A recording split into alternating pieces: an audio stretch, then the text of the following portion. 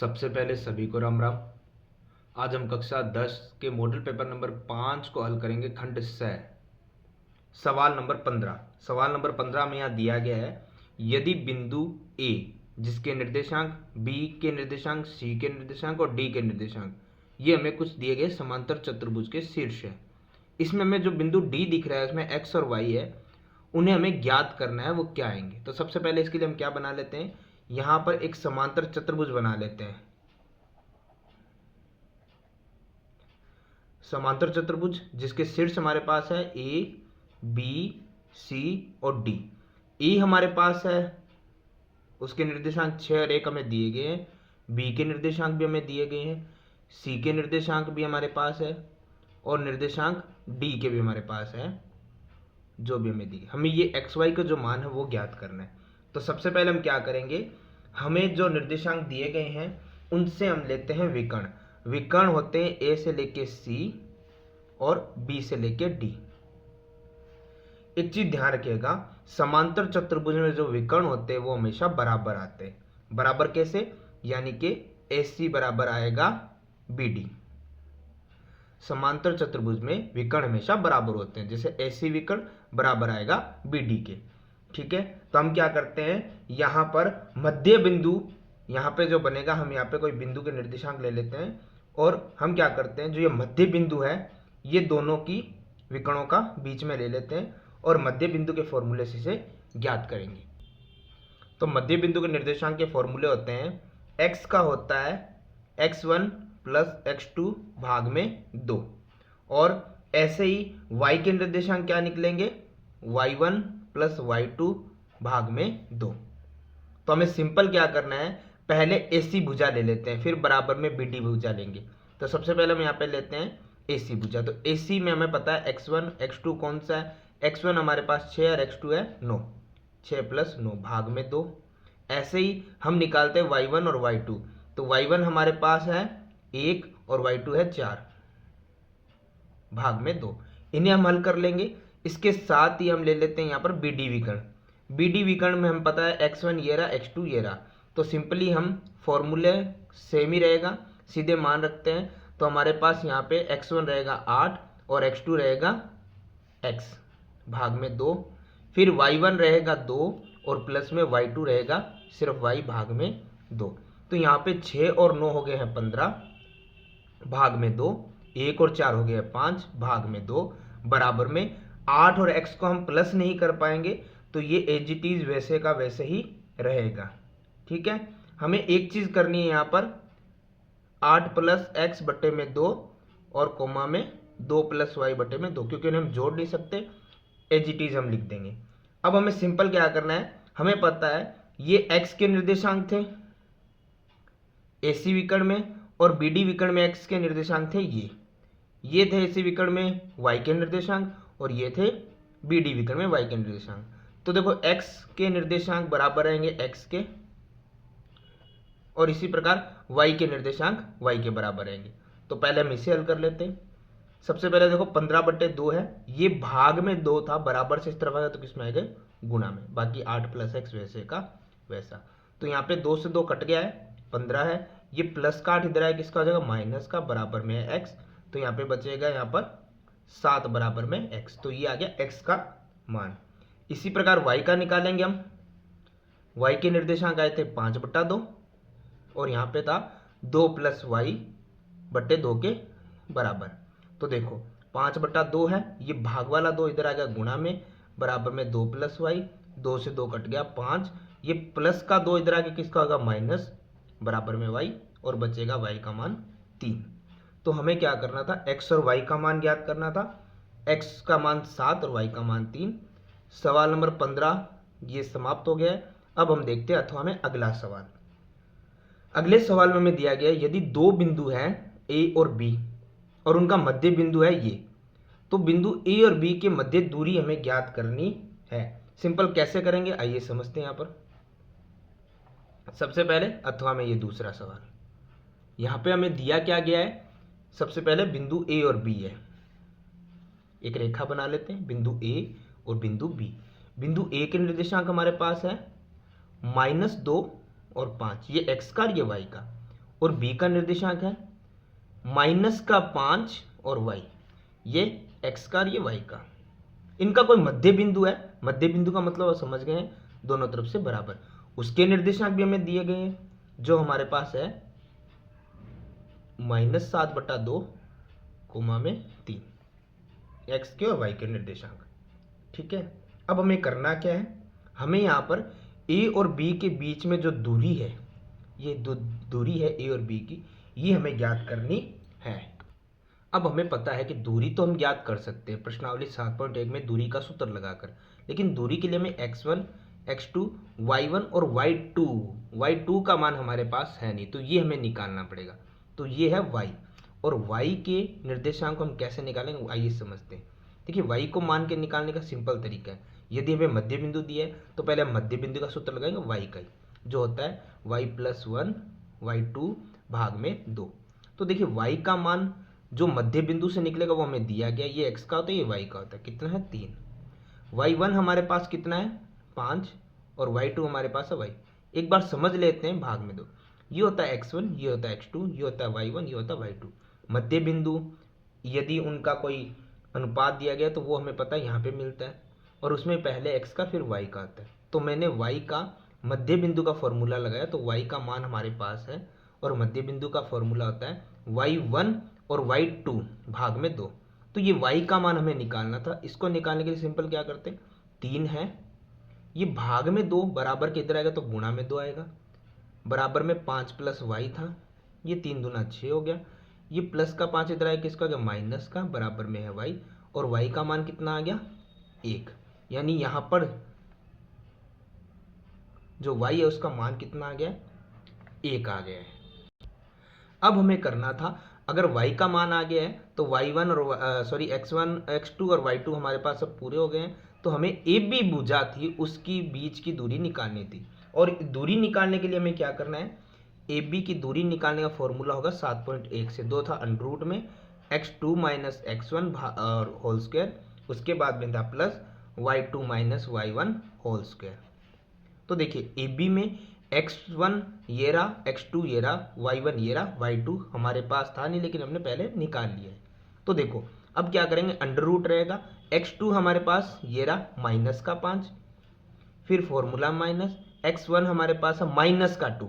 अब ध्यान रखिएगा मैं यही कर रहा हूँ, ये माइनस फॉर्मूले का और ये माइनस इसका, तो माइनस और माइनस के आगे प्लस 2 और होल स्क्वायर, फिर है प्लस y2 हमने निकाला था 1 और माइनस फॉर्मूले का, फिर y1 हमारे पास था 5 और उसका होल स्क्वायर, अंडर रूट वैसे का वैसे ही है, और ये AB की दूरी है। तो देखिए माइनस और प्लस क्या होता है, माइनस, 5 में से 2 जाएगा तो क्या बचेगा 3, किसका माइनस का, और ऊपर स्क्वायर, प्लस 5 में से 1 जाएगा तो बचेगा 4, किसका माइनस का, बड़ी संख्या माइनस की, और ऊपर स्क्वायर। -3 का वर्ग होता है प्लस का 9, जैसे मैंने पहले भी समझाया था कि -3 को, माइनस की कोई भी संख्या का यदि आप वर्ग करते हो तो माइनस माइनस हमेशा प्लस होता है, और 3 का तो 9 होता ही है। फिर प्लस में -4 का भी वर्ग जो होगा प्लस का 16 का, क्योंकि माइनस माइनस प्लस हो जाएंगे, और 4 का वर्ग 16, तो 9 और 16 कितने हो गए 25, और 25 का वर्गमूल निकलेगा कितना 5, क्योंकि स्क्वायर रूट है, कितना आएगा 5 इकाई। और ये क्या था, ये था AB की दूरी, और हमसे पूछी क्या गई थी, AB के बीच की दूरी 5 इकाई। तो इस तरीके से हमारा सवाल नंबर 15 होता है कंप्लीट।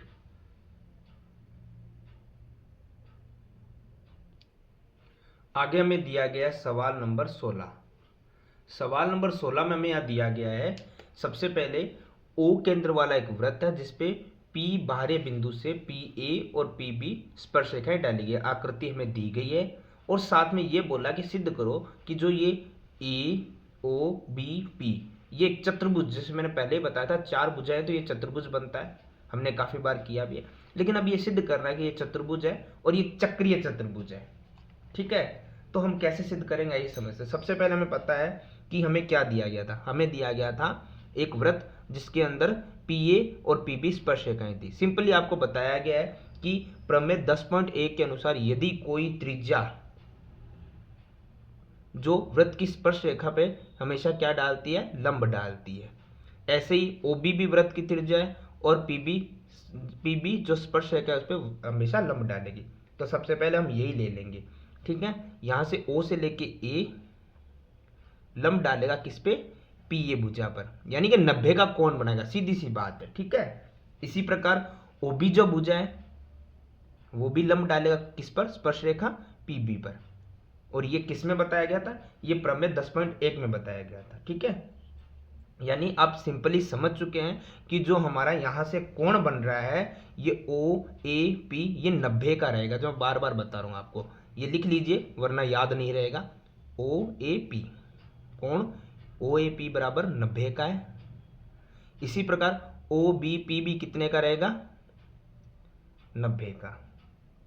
आप यहाँ दे सकते हैं कि प्रमेय 10.1 के अनुसार, ताकि याद रहे आपको।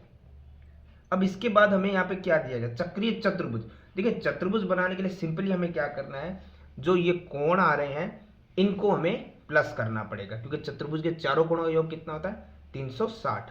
अब सबसे पहले हम देखते हैं यहाँ पे कि हमारे पास यदि हम AOBP इसको एक चतुर्भुज समझे तो इसके चारों कोणों का योग कितना होगा, 360 होगा। और चार कोण कौन से हैं आपको नजर आ रहे होंगे। पहला तो हमें आ ही गया है पास में सामने OAP, दूसरा हो गया OBP, ठीक है। इसके बाद एक बन रहा है APB, ये पूरा सामने वाला कोण, ठीक है। और एक बन रहा है ये बीच वाला O, जिसे हम AOB भी कह सकते हैं या BOA भी कह सकते हैं। तो सबसे पहले तो हमारे पास ये दो कोण नहीं है, हमारे पास ये दो कोण है। तो हम लिख लेते हैं पहले चतुर्भुज के चारों कोणों का नाम, ये पहले भी हमने हल किए हुए।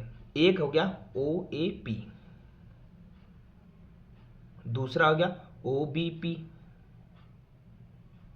और याद रखिएगा जो बीच में नाम आता है वही उस कोण का नाम होता है, बाकी जो साथी नाम होते वो होते।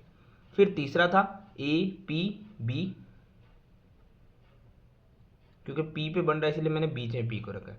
फिर बन रहा है O, तो इसके लिए या तो मैं लिखूंगा BOA या फिर लिखूंगा AOB, ठीक है। तो इस प्रकार से अगर मैं लिखूंगा तो बीच में O आ जाएगा, तो मैंने ले लिया यहाँ पर BOA। और अगर चतुर्भुज है तो चारों कोणों का योग कितना होगा, 360 डिग्री। अब यहाँ सिंपल लेते हैं, AOAP तो हमें पता 90 का है। इसी प्रकार OBP भी कितना का, 90 का।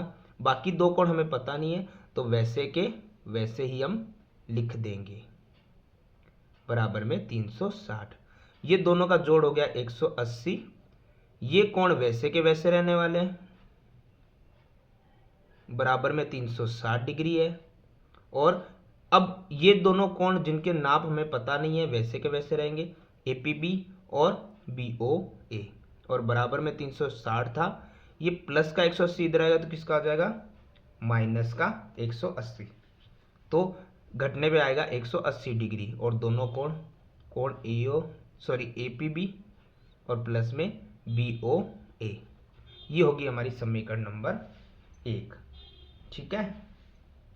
दूसरी समीकरण वैसे तो ऊपर ही बन गई थी, लेकिन हम उसे नीचे लिख लेते कि जो हमारे ये दो कोण बन रहे थे, एक बन रहा था OAP और दूसरा बन रहा था OBP, इनका योग भी कितना आया था, 180 डिग्री। ये होगी हमारी समीकरण नंबर 2, क्योंकि वो तो 90-90 हमें मिल ही गए थे, 180 हो रहे थे।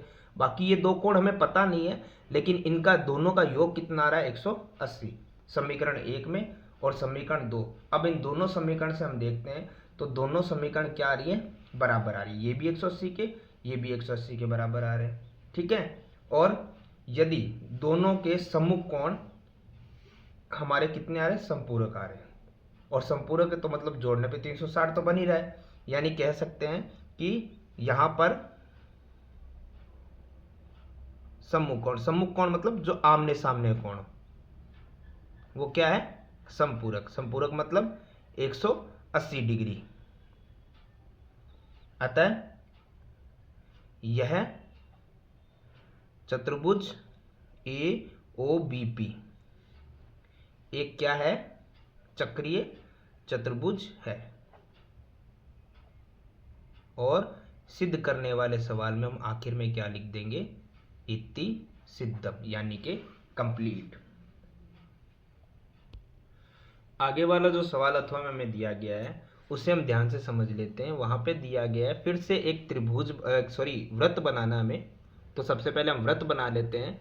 इसमें हमें क्या करने के दिया गया है कि एक वृत्ताकार आकृति सबसे पहले हम बनाएंगे, ठीक है। और ये कह रहा है उसी वृत्ताकार आकृति में कोई बाहरी बिंदु P, फिर हमें बाहर से कोई बिंदु P लेना है, ठीक है। और उसी P से दो स्पर्श रेखाएं हैं, PA, पहले वाले सवाल की तरह ही चल रहा है अभी तक ये, और PB। PA और PB वृत्त पर स्पर्श रेखाएं हैं जो हम नॉर्मली बना सकते हैं। अब ये कह रहा है जो PA PB है उस पर स्थित दो बिंदु है L और N जो काटने वाली रेखा बन रही है। जो PA और PB रेखाएं है ना, ये दोनों रेखाएं, इनको काटने वाली कोई रेखा है, ठीक है। काटने के लिए हम कहीं भी काट सकते हैं, लेकिन वो कह रहा है कि जहां से वो कट रही है M बिंदु, वो क्या करती है, वृत्त को स्पर्श कर रही है। तो अगर मैं यहाँ रेखा करूंगा तब तो M बिंदु बीच में आ जाएगा वृत्त के अंदर, यहाँ करूंगा तो वो स्पर्श करेगा नहीं। इस प्रकार से भुजाएं काटेगी कि वो वृत्त को स्पर्श भी कर ले M बिंदु, और उस रेखा को जो हमने काटा उसका नाम क्या हो जाएगा, यहाँ पर एक का नाम हो जाएगा L और एक का नाम हो जाएगा N। तो एक होगी L और एक हो गई N, ठीक है। दोबारा समझ लेते हैं। एक वृत्त एक बाहरी बिंदु से स्पर्श रेखाएं PA PB पहले वाले सवाल की तरह। अब ये कह रहा है एक L और N वाली भुजा है जिसको हमें काटना है, इस P और PB भुजा को, पर इस प्रकार से काटना कि उनका एक बिंदु जो बीच में M है वो वृत्त को स्पर्श करे। तो हमने PA और PB को L और N से काटा और वो वृत्त पर M बिंदु स्पर्श भी कर रहा है। अब हमें सिद्ध क्या करना है, हमें सिद्ध ये करना है, और इस एक चीज ध्यान रखिएगा, इन सवालों में दिया क्या है, सिद्ध क्या करना है, ये सभी लिखना होता है। तो अब दिया क्या है वो लिखना है, वो मैं आपको बता दूंगा, पहले सिद्ध करना लिख लेते हैं। देखिए हमें सिद्ध करना है यहाँ पर PL प्लस में LM और बराबर है PN प्लस में NM के। और एक चीज ध्यान रखिएगा, दिया हुआ है जो मैं नीचे लिख रहा हूँ, लेकिन हमें ये चीज पहले लिखनी होती है। दिया हुआ क्या है, ठीक है, उत्पत्ति, उसके बाद हम लिख सकते हैं सिद्ध करने के बाद, लेकिन दिया हुआ पहले लिख सकते हैं। दिया में क्या था, PA और PB स्पर्श रेखाएं, PA व PB स्पर्श रेखाएं हमें दिया गया है, ठीक है। और वैसे हमें दिया गया है कि LN जो काट रहा है, L काट रहा है PA भुजा को और N काट रहा है PB भुजा को, और इसमें क्या है, M वृत्त का स्पर्श बिंदु भी है। चलिए ये वैसे हम लिख देंगे, M स्पर्श बिंदु है किसमें, भुजा L व N में। अब हम शुरू करते हैं। ध्यान रखिएगा उत्पत्ति में क्या हो रहा है, यहाँ पे सबसे पहले हमें उत्पत्ति, माफ कीजिएगा, इसमें हमें क्या हो रहा है, सबसे पहले हमें ध्यान रखना है कि सिद्ध क्या करना है, सिद्ध वाली चीज पे ध्यान देना। सिद्ध हमें करना है PL, ये रहा PL, और दूसरा है LM, ये रहा LM। इसमें है PN और ये है NB, यानी हमें कुछ ना कुछ के दोनों में स्पर्श रेखाएं आ रही है। तो सबसे पहले स्पर्श रेखा ही लिख लेते हैं। हमें एक चीज पता है ना कि एक वृत्त पे जो अगर स्पर्श रेखा हम खींचते हैं किसी एक बिंदु से, तो वो हमेशा क्या होती है, बराबर, यानी PA और PB दोनों क्या होगी, बराबर। इसके लिए कारण क्या होगा, प्रमेय 10.2 के अनुसार। प्रमेय 10.2 में बताया गया था कि बाहरी बिंदु से, एक ही बिंदु से खींची गई वृत्त पर स्पर्श रेखाएं, दो स्पर्श रेखाएं दोनों बराबर होती है। चलिए ये हमारी समीकरण नंबर क्या हो गई, 1, ठीक है। उसके बाद हम क्या करते हैं, इसी में हम एक चीज कर सकते हैं, समीकरण एक तरीके से हम बना सकते हैं कि PA में ध्यान से देखिए बीच से कट रहा है, यानी हम इसको ऐसे भी तो लिख सकते हैं कि P से लेके L और प्लस L से लेके A, PL प्लस LA। देखिए दोबारा समझते हैं, PA भुजा है वो बीच से कट रही है, तो अगर मैं दोनों टुकड़ों को जोड़ूंगा तभी तो पूरी भुजा बनेगी ना। तो टुकड़ा था PL प्लस LA और ये किसके बराबर था, PA के बराबर, तो मैं इसके नीचे लिख सकता हूँ फिर बराबर। सेम PB में भी ऐसे ही हो रहा है, PB भी बीच में से कट रही है, तो PN और NB इन दोनों टुकड़ों को जोड़ूंगा तभी तो PB बनेगा, यानी PB की जगह हम लिख सकते हैं PN प्लस में NB। इसे हम समीकरण नंबर 1 नाम दे देते हैं, क्योंकि इन्हीं के टुकड़े हम निकाल देते हैं, क्योंकि हमें ऐसे टुकड़े तो करने पड़ेंगे। हालांकि अभी ये सवाल सरल नहीं हुआ, लेकिन हमें 2 भाग बराबर मिल गए हैं, इन 2 को हमें करना है। चलिए आगे हम देखते हैं कि यहां पर हम लेते हैं बिंदु L को। अगर L को हम बाहरी बिंदु लें तो L से लेके A और L से लेके M दोनों क्या हो रहे हैं, बराबर। तो हम लेते हैं L बिंदु, बाहरी बिंदु है, तो L से लेके A बराबर होगा किसके, L से लेके M के। कारण क्या रहेगा, प्रमेय 10.2 के अनुसार। ठीक है, ये चीज ध्यान रखिएगा, ये होगी समीकरण नंबर 2। ऐसे ही हम बिंदु N ले लेते हैं। ठीक है, N भी एक बाहरी बिंदु है, इस प्रकार से था, और उस बाहरी बिंदु से एक भुजा जा रही है PB स्पर्श और एक जा रही है PM। तो हम इसे ऐसे लिख सकते हैं कि एक तो लिख सकते हैं N से लेके B बराबर है N से लेके M के, और ये होगी समीकरण नंबर 3। कारण इसमें वो रहेगा प्रमेय 10.2। यहां तक हम समझ गए हैं। तो अब हमें करना क्या है, सिर्फ इन समीकरण को ध्यान में रखना है और कुछ नहीं करना। ठीक है, समीकरण हमने बनाई थी 1, फिर 2 और फिर बनाई थी 3। इनके अनुसार देखिए, तीनों के अनुसार क्या होगा। देखिए, पहली में समीकरण में हमें क्या दिया गया था, PL प्लस LA बराबर है PN प्लस NB के। तो हमें सिद्ध क्या करना था, PL चाहिए था, तो पहली समीकरण से PL तो हम लिख लेते हैं। LA हमें सिद्ध नहीं करना है, तो हम एक बार नहीं लिखेंगे, जगह छोड़ देंगे बराबर। फिर हमें PN ये हमें सिद्ध करना था, तो ये हम लिख लेते हैं। प्लस में यहां पर हमें NB आया था समीकरण 1 में, समीकरण 1 में हमें क्या देना था, NB, और NB हमारे पास यहां पर मौजूद। एक चीज समझेंगे, हमें जो सिद्ध करने के लिए दिया गया था उसमें PL प्लस LM ठीक था, बराबर में PN था, प्लस में NM था, तो यहाँ पे हम NM कर देते हैं। और समीकरण 1 में हमें NB आया था, तो हम NB नहीं लिखते। अब एक चीज देखो, समीकरण 1 में हमने 2 भाग तो बराबर लिख दिए, 2 भाग इसलिए नहीं लिखे क्योंकि हमें सिद्ध नहीं करने। लेकिन अब एक चीज समझते हैं, LA समीकरण 2 में हमने देखा है LM के बराबर, यानी LA की जगह हम क्या लिख सकते हैं, LM, दोनों बराबर है, तो हम LA की जगह LM लिख सकते हैं, ये हमने लिख दिया। इसी अनुसार हम देखते हैं यहाँ पे NB समीकरण 3 में देखें, इसकी जगह क्या आ रहा है, NM, दोनों बराबर ही तो है, तो NB की जगह हम NM लिख सकते हैं ना, तो हमने लिख दिया NM। और हमें सिद्ध क्या करना था, यही सिद्ध करना था। तो इस प्रकार ये होता है सवाल, इति सिद्धम समाप्त।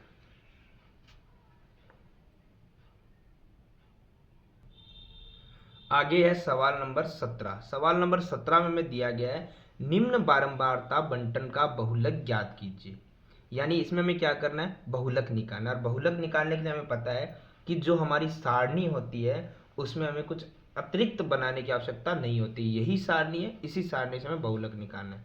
तो बहुलक से निकालने के लिए एक सिंपल सा फॉर्मूला है जो हमें याद रखना पड़ेगा, जो होता है यहाँ पर L प्लस, उसके बाद में होता है ब्रैकेट F1 माइनस F0, भाग में होता है 2F1 minus F0 minus F2 और ब्रैकेट क्लोज गुणा में H। तो हमें क्या चाहिए यहाँ पे हमें चाहिए L, F1, F0 और ये H, ये हमें सब मिल जाएंगे, तो हमारा फॉर्मूला से सवाल कंप्लीट हो जाए। जैसे यहाँ पे हम देखते हैं, हमें यहाँ पर सबसे पहले F1 मिलेगा। F1 कैसे मिलेगा ये समझते हैं। देखिए, F जो हमारे पास बारंबारता होती है उसमें जो सबसे बड़ा होता है वही हमारा क्या होता है, F1। और यदि ये F1 है तो उसके बाद आएगा F2 और F1 से पहले आएगा F0। तो तीनों हमें मिल चुके हैं। ठीक है, अब हमें चाहिए L और H। तो L और H कैसे मिलेगा, वापस बड़ी बारंबारता के पास जाइए और उसी के सामने वाला जो वर्ग अंतराल है उसमें जो लोअर लिमिट है उसे हम बोलते हैं L।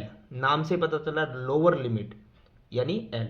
और उन दोनों का जो गेप होता है यानी कि 55 माइनस 40 वो आएगा हमारे पास H। कितना आएगा, 15, क्योंकि गेप कितने का हो रहा है, 15 का।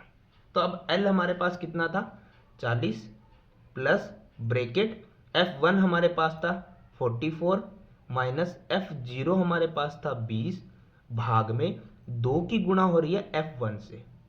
F1 हमारे पास वापस 44 माइनस F0 20 माइनस F2 26।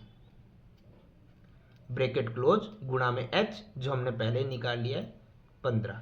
अब देखिए ब्रैकेट जब तक हल नहीं होगा आप बाहर वाली संख्या को ना प्लस कर सकते ना मल्टीप्लाई कर सकते, तो एज इट इज वैसे का वैसे हम लिख देंगे।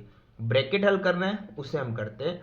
44 में से 20 घट रहा है, सिंपल सा आंसर आ गया 24। चलिए ऊपर वाला हो गया, अब नीचे वाला हल करते हैं।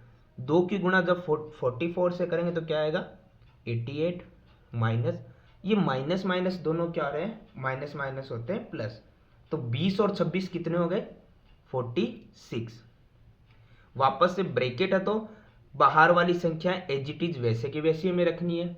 और यहाँ पर 24 तो हल हो गया था, भाग में देखते हैं 88 में से 46 हमें माइनस करने, नॉर्मल माइनस करने पे हो जाएगा और अब हमारा ब्रैकेट भी खुल जाएगा। अब हमें क्या करना है, ब्रैकेट सोल्व होने के बाद में बोर्ड मास के रूल से हमें क्या करना होता है, डिवाइड और मल्टीप्लाई, ठीक है, और उसके बाद में प्लस माइनस। तो हम यहाँ पर मल्टीप्लाई कर देते हैं, ये 40 प्लस वैसे का वैसे है, यहाँ पे हम देखते हैं 24 की गुणा 15 से हो रही है, ये हम नॉर्मल कर सकते हैं, तो ये आएगा हमारे पास 360, बट्टे में आएगा 42। इससे हम किसी टेबल से काट सकते हैं तो काट लेंगे, वरना ये 40 जो है ये तो प्लस में रहने वाला है। और उसके बाद हमें क्या करना है, यहाँ पर सिंपल सा अगर 2 के पाड़े से या किसी और के पाड़े से हम काटना चाहे तो काट सकते हैं। जैसे हम काट सकते हैं यहाँ पर ये 3 के पाड़े से भी जा रहा है, तो हम 3 के पाड़े से काटते हैं, ये जाएगा 14 बार और ये जाएगा 120 बार। ये अभी भी कट रहा है तो हम इसे कट कर देंगे। 2 के पाड़े से जा रहा है ये 7 बार और ये जा रहा है 60 बार। तो मैं एक बार आगे लिख देता हूँ, यहाँ पे कटने के बाद बचा है 60, वरना ऊपर समझ नहीं आएगा, ये अलग था ये अलग पार्ट है, और भाग में बचा है 7, तो यहाँ पे हल कर देते हैं हम। देखिए 40 है प्लस है, यहाँ पे 60 में 7 का भाग लगाना जो नॉर्मली हम लगा सकते हैं,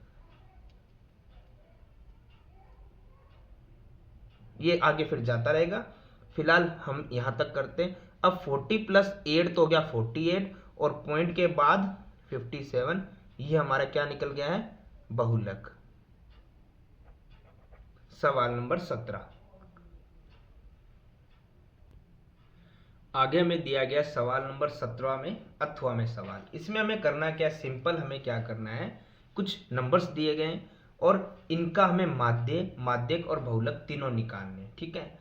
तो हमें क्या करना है, सिंपल देखिए यहाँ पे कोई सारणी वाले सवाल नहीं है कि हमें फॉर्मूले लगाने पड़ेंगे माध्य के बहुलक। इसमें सिंपल करना, तो देखो समांतर माध्य किस प्रकार से निकलता है। देखिए सबसे पहले माध्य, तो माध्य निकालते हैं हम, ठीक है। और माध्य निकालने के लिए सिंपल हमें क्या करना है, इन नंबरों के साथ कुछ नहीं करना होता है, इन सबको प्लस करना होता है। जैसे यहाँ पे हमारे पास है 57 plus 17 plus 26 plus 91 plus 115 plus 26 plus 83 plus 41 plus में 57 प्लस में, अब यहाँ पर देखो जीरो है तो जीरो को भी हम लिखेंगे, प्लस में 26, और भाग में माध्य में क्या करना था, जितनी संख्या है उनका भाग लगा देते हैं। तो संख्या हमारे पास है 1 2 3 4 5 6 7 8 9 10 11, 11 संख्या है तो 11 का भाग लगाएंगे।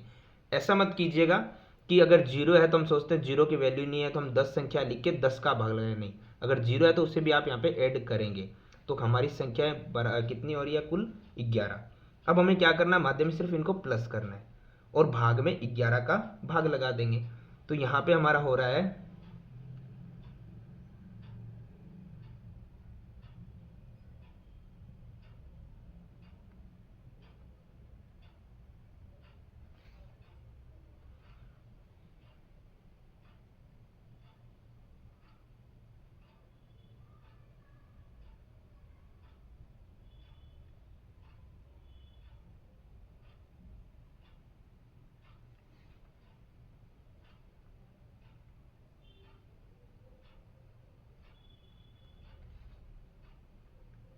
539 भाग में 11। एक बार आप ये चेक कर लेना दोबारा से प्लस करने पे, क्योंकि कई बार क्या इतनी ज़्यादा प्लस होती है मिस्टेक हो जाती है, इसे आप लिख के ढंग से कीजिएगा, और अगर कोई मिस्टेक है तो आप प्लस दोबारा करके फिर उसे भाग लगाइएगा, ठीक है। अब हमें करना क्या, 11 का 539 में भाग लगाना है, तो ये जाएगा 11 तो 49, ये 49 बार जा रहा, तो ये अगर पूरा भाग जा रहा है तो मुझे लग रहा है ये सही होगा। अगर कोई प्रॉब्लम हो तो आप एक बार प्लस खुद करके देख लीजिएगा, क्योंकि ये प्लस ही करना है सिर्फ, और फिर 11 का भाग लगाना। तो इस तरीके से हमारा माध्य निकल जाएगा। फिर ये सवाल नंबर 1 था। अब हमें निकालना है सवाल नंबर 2, इसी में माध्यक। देखिए माध्यक के लिए हमें एक चीज करनी होती है, इन संख्याओं को आरोही क्रम में व्यवस्थित करना होता है। ठीक है, तो आरोही क्रम में व्यवस्थित किए बिना हम माध्यक कभी नहीं निकाल पाएंगे। आरोही क्रम मतलब सबसे छोटी संख्या जो है वो आगे आएगी, चाहे वो जीरो ही क्यों ना है। मैं बार बार कह रहा हूँ, जीरो का आप वैल्यू कुछ नहीं होती है, बट यहाँ पे लिखना जरूरी है। उसके बाद में, क्योंकि ये नंबर काउंट किया जाएगा, ठीक है। उसके बाद में 17 के बाद में आपको बड़ा क्या, जस्ट बड़ा क्या नजर आ रहा है यहाँ पर,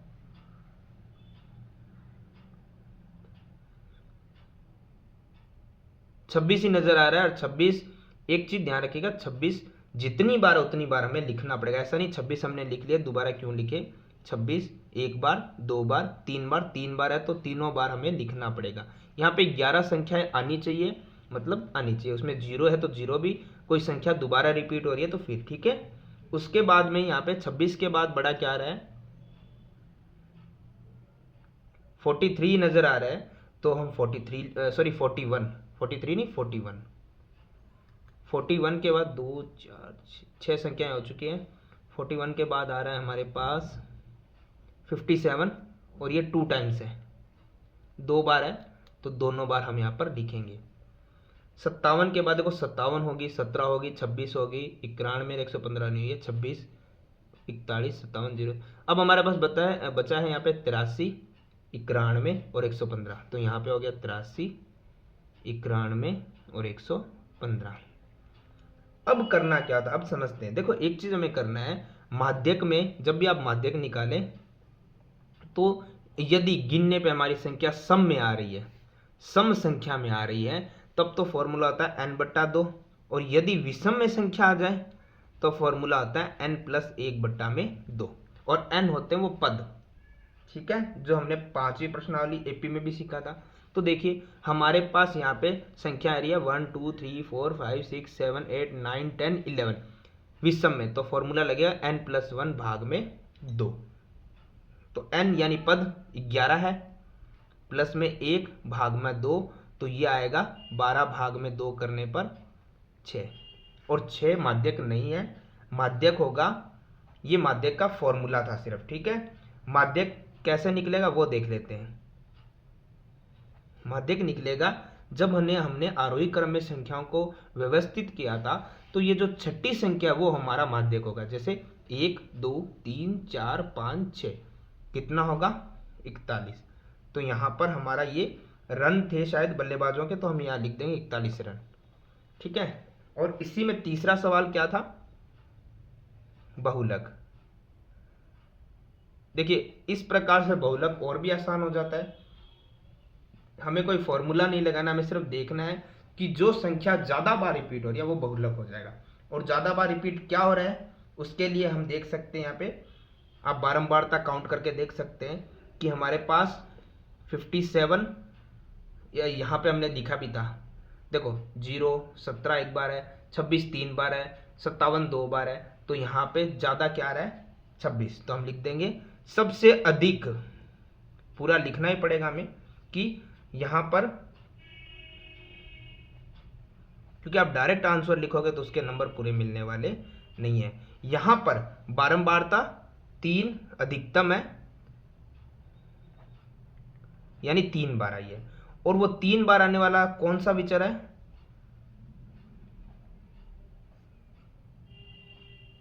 26 है। तो इस प्रकार से हमारा सवाल नंबर 17 होता है कंप्लीट।